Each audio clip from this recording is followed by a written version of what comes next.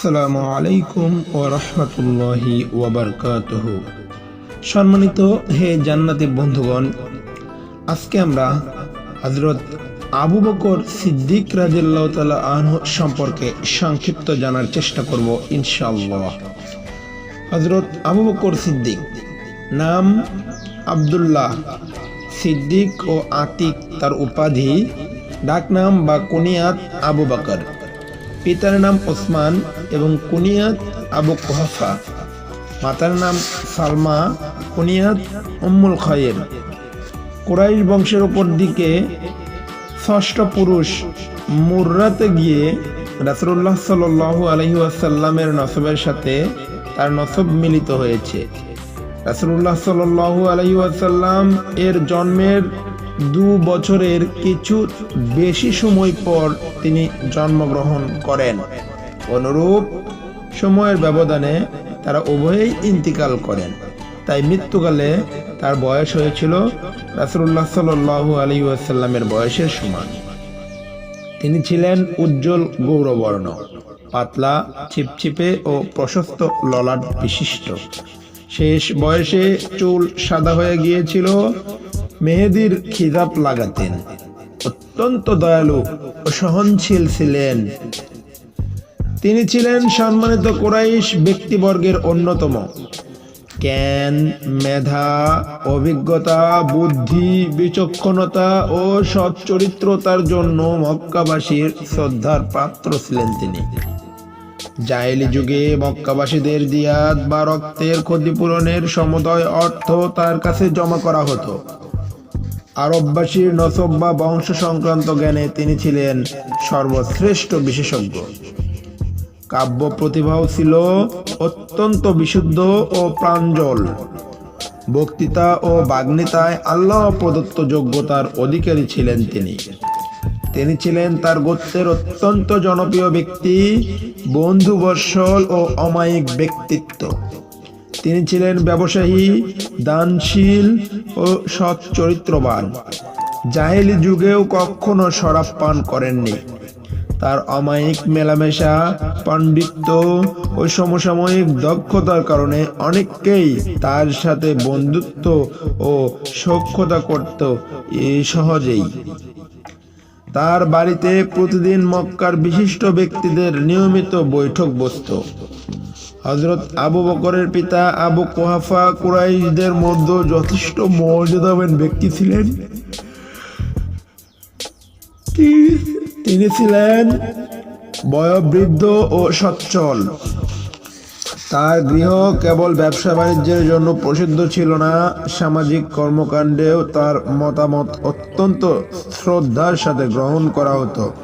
মক্কা বিজয় পর্যন্ত ইসলামের প্রতি তিনি আকৃষ্ট না হলেও পুত্র আবু বকরকে ইসলাম থেকে ফিরিয়ে রাখার চেষ্টা করেছেন, এমন কোনো প্রমাণ ইতিহাসে পাওয়া যায় নাই। অবশ্য আলী রাদিয়াল্লাহু তাআলা আনহুকে তিনি দেখলে মাঝে মধ্যে বলতেন, এই ছোকরারাই আমার ছেলেটিকে বিগড়ে দিয়েছে।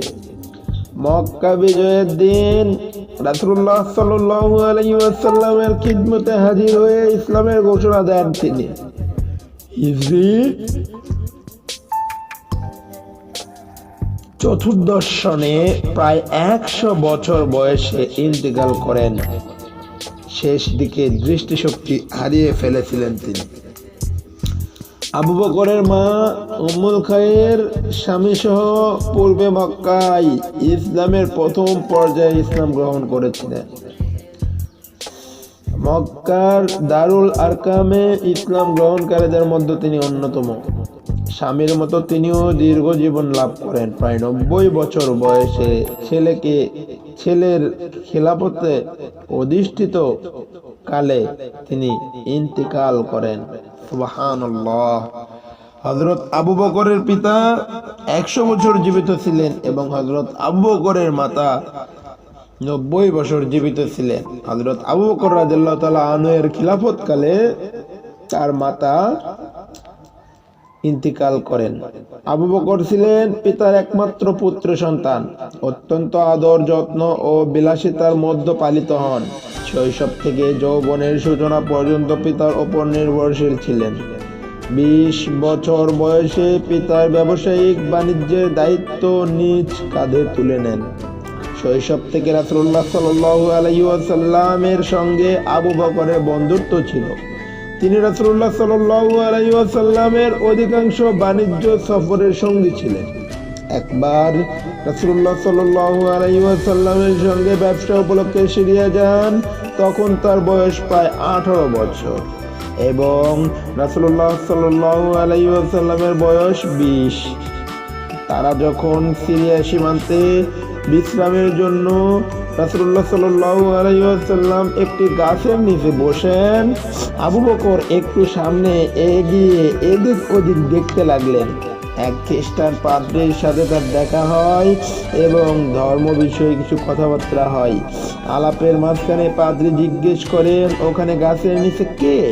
আবু বকর রাদিয়াল্লাহু তাআলা আনহু বললেন, এক কুরাইশী যুবক, নাম মুহাম্মদ বিন আব্দুল্লাহ। পাদ্রী বলে উঠল, এই ব্যক্তি আরবদের নবী হবেন। কথাটি আবু বকর রাদিয়াল্লাহু তাআলা আনহু এর অন্তরে গেঁথে যায়। তখন থেকেই তার অন্তরে রাসূলুল্লাহ সাল্লাল্লাহু আলাইহি ওয়াসাল্লামের প্রকৃত নবী হওয়ার সম্পর্কে প্রত্যয় দৃঢ় হতে থাকে। ইতিহাসে এই পাদ্রীর নাম বুহাইরা বা নাস্তুরা বলে উল্লেখিত হয়েছে। রাসূলুল্লাহ সাল্লাল্লাহু আলাইহি ওয়াসাল্লাম এর নবুয়ত লাভের ঘোষণার মক্কায় হইচই পড়ে গেল। মক্কার প্রভাবশালী ধনী নেতৃবৃন্দ তার বিরোধিতায় কোমর বেঁধে লেগে গেল। কেউ বা তাকে মাথা খারাপ, কেউ বা জিনে ধরা বলতে থাকে। নেতৃবৃন্দের ইঙ্গিতে ও তাদের দেখা দেখে সাধারণ লোকেরাও ইসলাম থেকে দূরে সরে থাকে।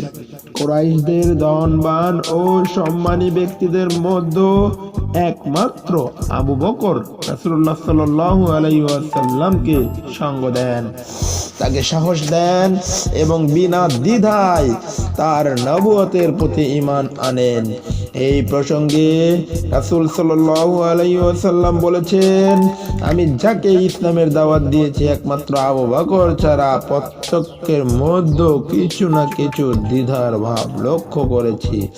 এভাবে আবু বকর হলেন বয়স্ক আজাদ লোকদের মধ্যে প্রথম মুসলিম হওয়ার পর ইসলামের ভিত্তি সুদৃঢ় করার লক্ষ্যে তিনি রাসূলুল্লাহ সাল্লাল্লাহু আলাইহি ওয়াসাল্লামের সাথে দাওয়াতি কাজে আত্মনিয়োগ করেন। মক্কার আশেপাশের গোত্র সময়ে ইসলামের দাওয়াত দিতে থাকেন। হজের মৌসুমে বিভিন্ন তাঁবুতে গিয়ে লোকদের দাওয়াত দিতেন। বহিরাগত লোকদের মধ্যে ইসলাম ও রাসূলের সাল্লাল্লাহু আলাইহি ওয়াসাল্লাম এর পরিচয় তুলে ধরতেন। এভাবে আরববাসী রাসূলুল্লাহ সাল্লাল্লাহু আলাইহি ওয়াসাল্লামের প্রচারিত দ্বীন সম্পর্কে অবহিত হয়ে তার উপর ঈমান আনে। তার ব্যক্তিগত প্রভাব ও চেষ্টায় তৎকালীন কুরাইশ বংশের বিশিষ্ট যুবক ওসমান, জুবাইর, আব্দুর রহমান, সাদ ও তালহার মতো বিশিষ্ট ব্যক্তিবর্গ রাদিয়াল্লাহু তাআলা আনহুমগণ সহ আরো অনেকে ইসলাম গ্রহণ করেন। রাসূলুল্লাহ সাল্লাল্লাহু আলাইহি ওয়াসাল্লাম যখন নবুয়তের প্রকাশ্য ঘোষণা দিলেন, আবু বকরের নিকট তখন 40,000 দিরহাম ইসলামের জন্য তিনি তার সকল অর্থ সম্পদ ওয়াকফ করে দিলেন। সুবহানাল্লাহি ওয়া বিহামদিহি। কুরাইশদের এইসব দাস দাসী ইসলাম গ্রহণের কারণে নিগৃহীত ও নির্যাতিত হচ্ছিল। এই অর্থ দ্বারা তিনি সেই সব দাস দাসী খরিদ করে আজাদ করেন। 13 বছর পর যখন রাসূলুল্লাহ সাল্লাল্লাহু আলাইহি ওয়াসাল্লামের সাথে মদিনায় হিজরত করেন, তখন তার কাছে এই অর্থের মাত্র 2500 দিরহাম অবশিষ্ট ছিল। অল্প দিনের মধ্যে অবশিষ্ট দিরহামগুলিও ইসলামের জন্য ব্যয়িত হয়। বিলাল, খাব্বাব, আম্মারের মা সুমাইয়া রাদিয়াল্লাহু তাআলা আনহা, সুয়াইব, আবু ফুকাইহ প্রমুখ দাস দাসী সহ প্রত্যেকের অর্থের বিনিময়ে দাসত্বের শৃঙ্খল থেকে মুক্তি করে দেন। তাই পরবর্তীকালে রাসূলুল্লাহ সাল্লাল্লাহু আলাইহি ওয়াসাল্লাম বলেছেন, আমি প্রতিটি মানুষের ইহসান পরিশোধ করেছি, কিন্তু আবু বকরের ইহসান সমূহ এমন যে তা পরিশোধ করতে আমি অক্ষম। আল্লাহু আকবার। তার প্রতিদান আল্লাহ দেবেন, তার অর্থ আমার উপকারে যেমন এসেছে, অন্য কারো অর্থ তেমন উপকারে আসেনি আমার। রাসূলুল্লাহ সাল্লাল্লাহু আলাইহি ওয়াসাল্লামের মুখে মিরাজের কথা শুনে প্রথমেই যখন বিশ্বাস অবিশ্বাসের মাঝখানে দোল খাচ্ছিল মানুষ, তখন তিনি নির্দ্বিধাহীন চিত্রে বিশ্বাস স্থাপন করেছেন। হাসান রাদিয়াল্লাহু তাআলা আনহু বলেন, মিরাজের কথা শুনে বহু সংখ্যক মুসলিম ইসলাম ত্যাগ করে। লোকেরা আবু বকরের কাছে গিয়ে বলে, আবু বকর, তোমার বন্ধুকে তুমি বিশ্বাস করো।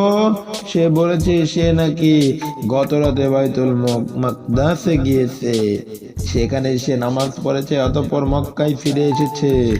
আবু বকর বললেন, তোমরা কি তাকে অবিশ্বাস করো? তারা বলল, হ্যাঁ, ওই তো মসজিদে বসে লোকজনকে কথাই বলছে। আবু বকর বললেন, আল্লাহর কসম, তিনি যদি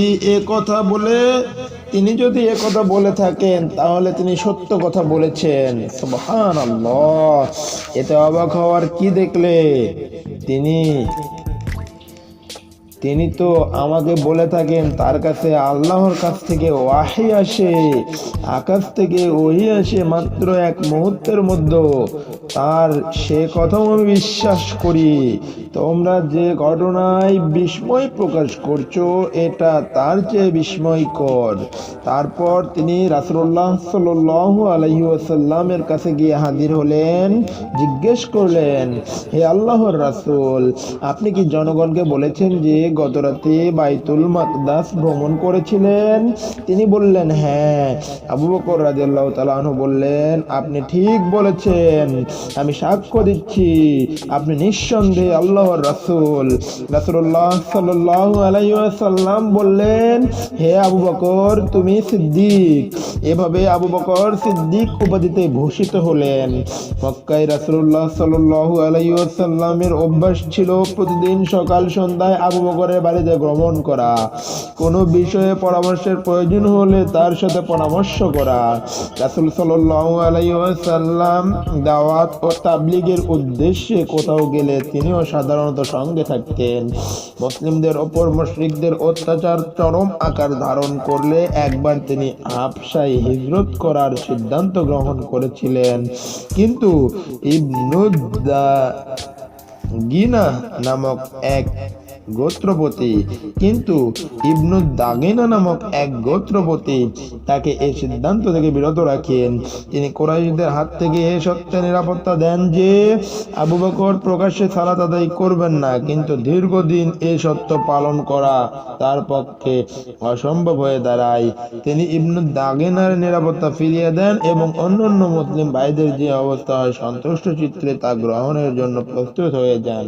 রাসূলুল্লাহ সাল্লাল্লাহু আলাইহি ওয়াসাল্লামের হিজরতের সেই কঠিন মুহূর্তে আবু বকরের কুরবানি, বুদ্ধিমত্তা, ধৈর্য ও বন্ধুত্বের কথা ইতিহাসে চিরদিন অম্লান হয়ে থাকবে। তার সহচর্যের কথা তো পবিত্র কোরআনে স্পষ্টভাবে ঘোষিত হয়েছে। ইবনে ইসহাক বলেন, আবু বকর রাদিয়াল্লাহু তাআলা আনহু রাসূলুল্লাহ সাল্লাল্লাহু আলাইহি ওয়াসাল্লামের কাছে হিজরতের অনুমতি চাইলে রাসূলুল্লাহ সাল্লাল্লাহু আলাইহি ওয়াসাল্লাম তাকে বললেন, তুমি তাড়াহুড়ো করো না, আল্লাহ হয়তো তোমাকে একজন সহযাত্রী জুটিয়ে দেবেন। আবু বকর এ কথা শুনে ভাবতেন যে রাসূলুল্লাহ সাল্লাল্লাহু আলাইহি ওয়াসাল্লাম হয়তো নিজেই এ কথা বলছেন। তাই তিনি তখন থেকেই দুটো উট কিনে অত্যন্ত যত্ন সহকারে পুষতে থাকেন, এই আশায় যে হিজরতের সময় হয়তো কাজে লাগতে পারে। উম্মুল মুমিনিন আয়েশা রাদিয়াল্লাহু তাআলা আনহা বর্ণনা করেন, রাসূলুল্লাহ সাল্লাল্লাহু আলাইহি ওয়াসাল্লামের দিনে অত্যন্ত একবার আবু বকরের বাড়িতে আসতেন। রাসূলুল্লাহ সাল্লাল্লাহু আলাইহি ওয়াসাল্লাম দিনে অন্তত একবার আবু বকর রাদিয়াল্লাহু তাআলা আনহু এর বাড়িতে আসতেন।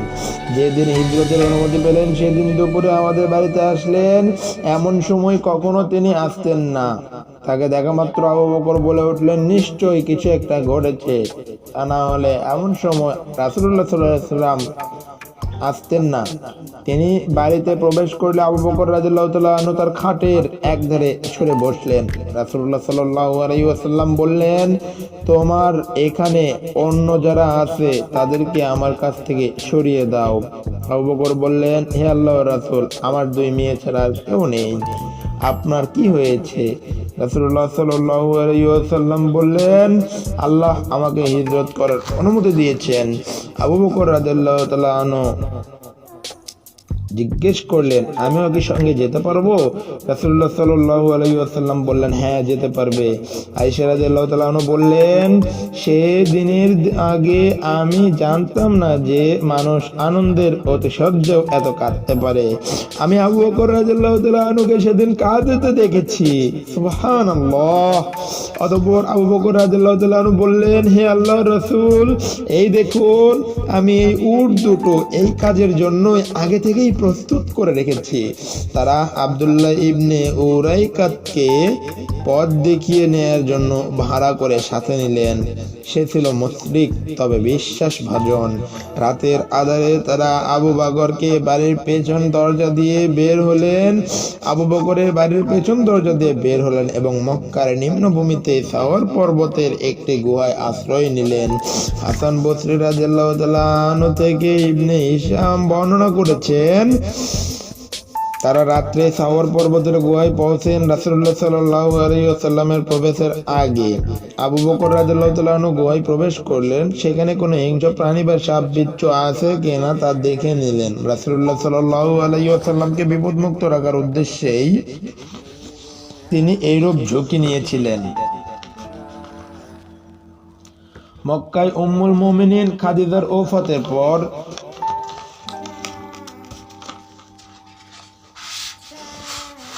মক্কায় উম্মুল মুমিনিন খাদিজা রাদিয়াল্লাহু তাআলা আনহা এর ওফাতের পর রাসূলুল্লাহ সাল্লাল্লাহু আলাইহি ওয়াসাল্লামকে যখন আবু বকর রাদিয়াল্লাহু তাআলা আনহু বিমর্ষ দেখলেন, তখন অত্যন্ত নিষ্ঠা ও আদব সহকারে নিজের অল্প বয়স্কা কন্যা আয়েশা রাদিয়াল্লাহু তাআলা আনহাকে রাসূলুল্লাহ সাল্লাল্লাহু আলাইহি ওয়াসাল্লামের সাথে বিয়ে দেন। মোহরের অর্থও নিজেই পরিশোধ করেন। হিজরতের পর সকল অভিযানেই তিনি রাসূলুল্লাহ সাল্লাল্লাহু আলাইহি ওয়াসাল্লামের সাথে অংশগ্রহণ করেন। কোনো একটি অভিযানেও অংশগ্রহণ থেকে বঞ্চিত হননি। তাবুক অভিযানে তিনি ছিলেন মুসলিম বাহিনীর পতাকাবাহী। এই অভিযানের সময় রাসূলুল্লাহ সাল্লাল্লাহু আলাইহি ওয়াসাল্লামের আবেদনে সাড়া দিয়ে বাড়িতে যা কিছু অর্থ সম্পদ ছিল সব রাসূলুল্লাহ সাল্লাল্লাহু আলাইহি ওয়াসাল্লামের হাতে তুলে দেন। আল্লাহর রাসূল সাল্লাল্লাহু আলাইহি ওয়াসাল্লাম জিজ্ঞেস করেন, ছেলে মেয়ের জন্য বাড়িতে কিছু রেখেছো কি? জবাব দিলেন, তাদের জন্য আল্লাহ ও আল্লাহর রাসূলই যথেষ্ট। মক্কা বিজয়ের পর নবম হিজরিতে প্রথম ইসলামী হজ আদায় উপলক্ষে রাসূলুল্লাহ সাল্লাল্লাহু আলাইহি ওয়াসাল্লাম আবু বকর রাদিয়াল্লাহু তাআলা আনহুকে আমিরুল হজ নিয়োগ করেন। মক্কা বিজয়ের পর নবম হিজরিতে প্রথম ইসলামী হজ আদায় উপলক্ষে রাসূলুল্লাহ সাল্লাল্লাহু আলাইহি ওয়াসাল্লাম আবু বকর রাদিয়াল্লাহু তাআলা আনহুকে আমিরুল হজ নিয়োগ করেন। রাসূলুল্লাহ সাল্লাল্লাহু আলাইহি ওয়াসাল্লাম এর অন্তিম রোগসজ্জায় তার নির্দেশে মসজিদে নববীর নামাজের ইমামতির দায়িত্ব পালন করেন। মোট কথা, রাসূলুল্লাহ সাল্লাল্লাহু আলাইহি ওয়াসাল্লামের জীবদ্দশায় আবু বকর রাদিয়াল্লাহু তাআলা আনহু তার উজির, তার উপদেষ্টা হিসেবে ভূমিকা পালন করেন, অর্থাৎ ভাইস প্রেসিডেন্টের ভূমিকা পালন করেন। রাসূলুল্লাহ সাল্লাল্লাহু আলাইহি ওয়াসাল্লাম এর ওফাতের পর আবু বকর রাদিয়াল্লাহু তাআলা আনহু তার স্থলাভিষিক্ত হন। খলিফাতু রাসূলুল্লাহ এই লকবটি কেবল তাকেই দেওয়া হয়। পরবর্তী খলিফাদের আমিরুল মুমিনিন উপাধি দেওয়া হয়। ব্যবসায় ছিল তার অন্যতম পেশা। ইসলাম পূর্ব যুগে কুরাইশদের এক ধনাঢ্য ব্যবসায়ী ছিলেন তিনি। ইসলাম গ্রহণের পর জীবিকার প্রয়োজনে এই পেশা চালিয়ে যেতে থাকেন। তবে খলিফা হওয়ার পর খিলাফতের দিক থেকে শুরু দায়িত্ব কাঁধে পড়ায় ব্যবসার পাটে ঢুকাতে চাননি তিনি। ব্যবসার পাট চুকাতে বাধ্য হন তিনি। ওমর ও আবু উবাইদার পিরাপিরিতে মজলিসে শুরার সিদ্ধান্ত মোতাবেক প্রয়োজন অনুপাতে বাইতুল মাল থেকে ন্যূনতম ভাতা গ্রহণ করতে স্বীকৃত হন, যার পরিমাণ ছিল বাৎসরিক 2500 দিরহাম। তবে মৃত্যুর পূর্বে তার স্থাবর অস্থাবর সম্পত্তি বিক্রি করে বাইতুল মাল থেকে গৃহীত সমুদয় অর্থ ফেরত দানের নির্দেশ দিয়ে যান। রাসূলুল্লাহ সাল্লাল্লাহু আলাইহি ওয়াসাল্লামের ওয়াফাতের সংবাদে সাহাবা মণ্ডলী যখন সম্পূর্ণ হতভম্ব। হে জান্নাতি, চিন্তা করে দেখো, হযরত উমর ও হযরত আবু উবাইদা রাদিয়াল্লাহু তাআলা আনহুম এর পিরাপিরিতে মজলিসে শুরার সিদ্ধান্ত মোতাবেক প্রয়োজন অনুপাতে বাইতুল মাল থেকে অর্থাৎ সরকারি কোষাগার থেকে ন্যূনতম ভাতা গ্রহণ করতে তিনি স্বীকৃত হন, যার পরিমাণ ছিল বাৎসরিক মাত্র 2500 দিরহাম। তবে মৃত্যুর পূর্বে তার স্থাবর অস্থাবর সকল সম্পত্তি বিক্রি করে বাইতুল মাল থেকে গৃহীত সমুদয় অর্থ আবারও ফেরত দেওয়ার নির্দেশ দিয়ে যান তিনি। রাসূলুল্লাহ সাল্লাল্লাহু আলাইহি ওয়াসাল্লামের ওয়াফাতের সংবাদে সাহাবা মণ্ডলী যখন সম্পূর্ণ হতভম্ব, যখন চিন্তাই করতে পারছেন না কেউ রাসূলুল্লাহ সাল্লাল্লাহু আলাইহি ওয়াসাল্লামের ওয়াফাত হতে পারে। এমনকি ওমর রাদিয়াল্লাহু তাআলা আনহু কোষমুক্ত তরবারি হাতে নিয়ে ঘোষণা করে বসেন, যে বলবে রাসূলুল্লাহ সাল্লাল্লাহু আলাইহি ওয়াসাল্লামের ওয়াফাত হয়েছে তাকে হত্যা করব। এমন এক ভাব বিহ্বল পরিবেশেও আবু বকর রাদিয়াল্লাহু তাআলা আনহু ছিলেন অত্যন্ত দৃঢ় অবিচল। সমবেত জনতাকে লক্ষ্য করে তিনি ঘোষণা দিলেন, যারা মুহাম্মাদের ইবাদত করত তারা জেনে রাখো মুহাম্মদ মৃত্যুবরণ করেছে, কিন্তু যারা আল্লাহর ইবাদত করো তারা জেনে রাখো আল্লাহ চিরঞ্জীব, তার মৃত্যু নেই। তারপর এই আয়াত তিনি পাঠ করলেন, মুহাম্মদ আল্লাহর রাসূল ছাড়া আর কিছুই নয়, তার পূর্বে বহু রাসূল অতিবাহিত হয়েছে, তিনি যদি মারা যান বা নিহত হন তাহলে তোমরা কি পেছনে ফিরে যাবে?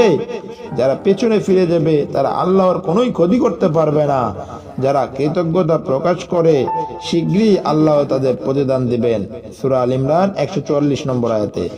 আবু বকরের মুখে এই আয়াত শোনার সাথে সাথে লোকেরা যেন স্তম্ভিত থেকে বেরিয়ে আসে, তাদের স্বস্তি ফিরে আসে। তাদের কাছে মনে হলো এই আয়াত যেন তারা এইমাত্র শুনছে। এভাবে রাসূলুল্লাহ সাল্লাল্লাহু আলাইহি ওয়াসাল্লামের ওয়াফাতের সাথে সাথে প্রথম যে মারাত্মক সমস্যাটি দেখা দেয়, আবু বকর রাদিয়াল্লাহু তাআলা আনহু দৃঢ় হস্তক্ষেপে তার পরিসমাপ্তি ঘটে। রাসূলুল্লাহ সাল্লাল্লাহু আলাইহি ওয়াসাল্লামের কাফন দাফন তখনও সম্পূর্ণ হতে পারেনি। এরই মধ্যে তার স্থলাভিষিক্তে বিষয়টি জটিল আকার ধারণ করলো।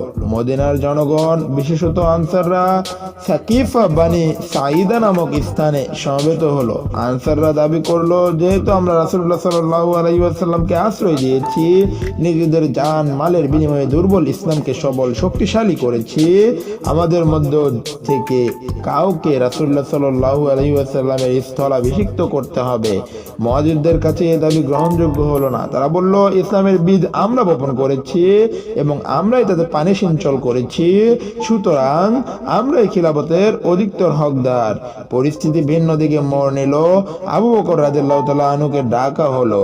তিনি তখন রাসূলুল্লাহ সাল্লাল্লাহু আলাইহি ওয়াসাল্লামের পবিত্র মরদেহের নিকট তিনি উপস্থিত হয়ে ধীর স্থির ভাবে কথা বললেন। তার যুক্তি এবং প্রমাণের কাছে আনসাররা এবং মুহাজিররা নতি স্বীকার করল। এভাবে রাসূলুল্লাহ সাল্লাল্লাহু আলাইহি ওয়াসাল্লাম এর ওফাতের পর দ্বিতীয় যে সমস্যাটি দেখা দেয়, আবু বকর রাদিয়াল্লাহু তাআলা আনহু অত্যন্ত বুদ্ধি ও বিচক্ষণতার সাথে তারও সুন্দর সমাধান করে দেন। আবু বকর রাদিয়াল্লাহু তাআলা আনহু খলিফা নির্বাচিত হলেন। খলিফা হওয়ার পর সমবেত মুহাজির ও আনসারদের উদ্দেশ্যে প্রদত্ত এক সংক্ষিপ্ত ভাষণে তিনি বললেন, আমার ইচ্ছার বিরুদ্ধে আমাকে খলিফা বানানো হয়েছে। আল্লাহর কসম, আমি চাচ্ছিলাম আপনাদের মধ্য থেকে অন্য কেউ এই দায়িত্ব গ্রহণ করুক। আমি স্মরণ করিয়ে দিতে চাই, আপনারা যদি চান আমার আচরণ রাসূলুল্লাহ সাল্লাল্লাহু আলাইহি ওয়াসাল্লামের আচরণের মতো হোক, তাহলে আমাকে সেই পর্যায়ে পৌঁছার ব্যাপারে অক্ষম মনে করবেন। তিনি ছিলেন নবী, ভুল ত্রুটি থেকে তিনি ছিলেন পবিত্র, তার মতো আমার কোনো বিশেষ মর্যাদা নেই। আমি একজন সাধারণ মানুষ, আপনাদের কোনো একজন সাধারণ ব্যক্তি থেকে উত্তম হওয়ার দাবি আমি করতে পারি না। আপনারা যদি দেখেন আমি সঠিক কাজ করছি, আমার সহায়তা করবেন। যদি দেখেন আমি বিপদগামী হচ্ছি, আমাকে সতর্ক করে দেবেন। তার সাথে সেই নীতি নির্ধারণে সংক্ষিপ্ত ভাষণ চিরকাল বিশ্বের সকল রাষ্ট্রনায়কদের জন্য অনুকরণীয় হয়ে থাকবে। তার চরিত্রের সীমাহীন দৃঢ়তার আর এক প্রকাশ ঘটে রাসূলুল্লাহ সাল্লাল্লাহু আলাইহি ওয়াসাল্লাম এর অপাতের অব্যাহতির পরে ওসামা ইবনে যায়েদের বাহিনীকে পাঠানোর মাধ্যমে। রাসূলুল্লাহ সাল্লাল্লাহু আলাইহি ওয়াসাল্লাম ওফাতের অল্প কিছুদিন আগে মুতা অভিযানে শাহাদাতপ্রাপ্ত যায়েদ ইবনে হারিসা, জাফর ইবনে আবি তালিব ও আব্দুল্লাহ ইবনে রাওয়াহা এর রক্তের প্রতিশোধ নেয়ার জন্য একটি বাহিনী প্রস্তুত করেন। এ বাহিনীর কমান্ডার নিযুক্ত করেন নওজোয়ান ওসামা ইবনে যায়েদ রাদিয়াল্লাহু তাআলা আনহুকে। রাসূলুল্লাহ সাল্লাল্লাহু আলাইহি ওয়াসাল্লামের নির্দেশে ওসামা তার বাহিনী সহ সিরিয়ার দিকে রওনা হলেন। তারা মদিনা থেকে বের হতেই রাসূলুল্লাহ সাল্লাল্লাহু আলাইহি ওয়াসাল্লাম অসুস্থ হয়ে পড়েন। তারা মদিনার উপকণ্ঠে শিবির স্থাপন করে রাসূলুল্লাহ সাল্লাল্লাহু আলাইহি ওয়াসাল্লামের রোগ মুক্তির প্রতীক্ষা করতে থাকেন, কিন্তু এই রোগেই রাসূলুল্লাহ সাল্লাল্লাহু আলাইহি ওয়াসাল্লাম ইন্তিকাল করেন। আবু বকর রাদিয়াল্লাহু তাআলা আনহু খলিফা হলে এদিকে রাসূলুল্লাহ সাল্লাল্লাহু আলাইহি ওয়াসাল্লামের ওফাতের সংবাদে আরব উপদ্বীপের বিভিন্ন দিকে নানা প্রান্তে অপশক্তি মাথাচাড়া দিয়ে উঠতে থাকে। কেউ বা ইসলাম ত্যাগ করে, কেউ বা যাকাত দিতে অস্বীকার করে, আবার কেউ বা নবুয়তি দাবি করে বসে। এমনই এক চরম অবস্থায় অনেকে পরামর্শ দিলেন ওসামার বাহিনী পাঠানোর ব্যাপারটি স্থগিত রাখতে, কিন্তু আবু বকর রাদিয়াল্লাহু তাআলা আনহু অত্যন্ত কঠোরভাবে এ পরামর্শ প্রত্যাখ্যান করলেন। তিনি যদি এ বাহিনীকে পাঠাতে ইতস্তত করতেন বা বিলম্ব করতেন, তাহলে খিলাফতের দায়িত্ব লাভের পর এটা হতে রাসূলুল্লাহ সাল্লাল্লাহু আলাইহি ওয়াসাল্লামের নির্দেশের প্রথম বিরুদ্ধাচরণ, কারণ অন্তিম রোগসজ্জায় তিনি ওসামার বাহিনীকে যাত্রার নির্দেশ দিয়েছিলেন। আবু বকর রাদিয়াল্লাহু তাআলা আনহু ওসামার বাহিনী পাঠানোর সিদ্ধান্তে অটল থাকলেন। তখন আনসারদের একটি দল দাবি করলেন, তাহলে অন্তত ওসামাকে কমান্ডার পদ থেকে সরিয়ে অন্য কোনো বয়স্ক সাহাবীকে তার স্থলে নিযুক্ত করা হোক। উল্লেখ্য যে তখন ওসামার বয়স মাত্র 20 বছর। সকলের পক্ষ থেকে এই প্রস্তাবটি উমর রাদিয়াল্লাহু তাআলা আনহু উপস্থাপন করলেন। প্রস্তাব শুনে আবু বকর রাদিয়াল্লাহু তাআলা আনহু আগে ফেটে পড়লেন। তিনি উমর রাদিয়াল্লাহু তাআলা আনহু এর দাড়ি মুঠ করে ধরে বললেন, রাসূলুল্লাহ সাল্লাল্লাহু আলাইহি ওয়াসাল্লাম যাকে নিয়োগ করেছেন আবু বকর তাকে অপসারণ করবে।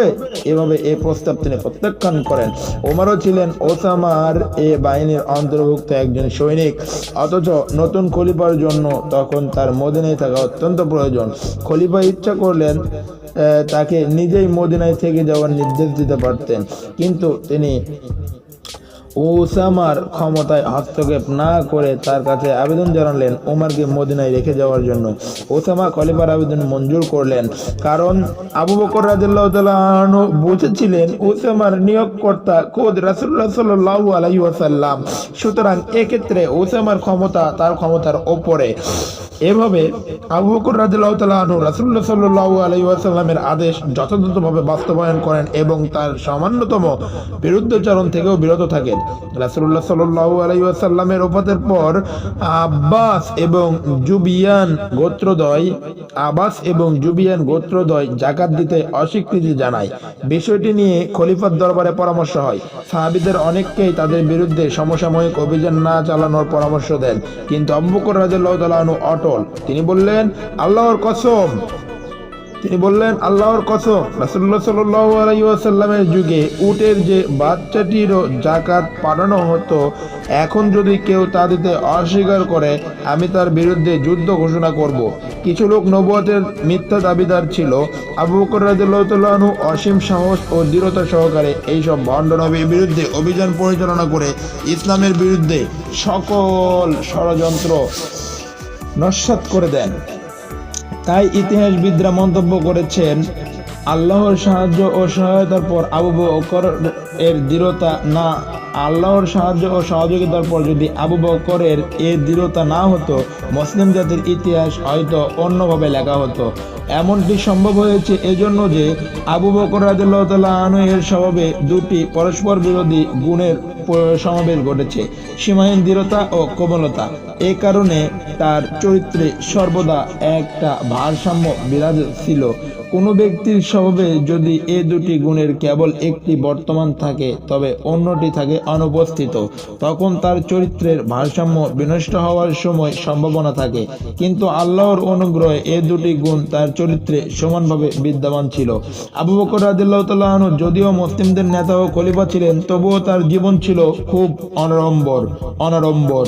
খলিফা হওয়া সত্ত্বেও মদিনার অলিতে গলিতে ঘুরে ঘুরে জনগণের অবস্থা জানতেন এবং তাদের ব্যক্তিগত কাজও সময় সময় নিজ হাতে করে দিতেন। ওমর রাদিয়াল্লাহু তাআলা আনহু বলেন, আমি প্রতিদিন সকালে এক বৃদ্ধার বাড়িতে তার ঘরের কাজ করে দিতাম।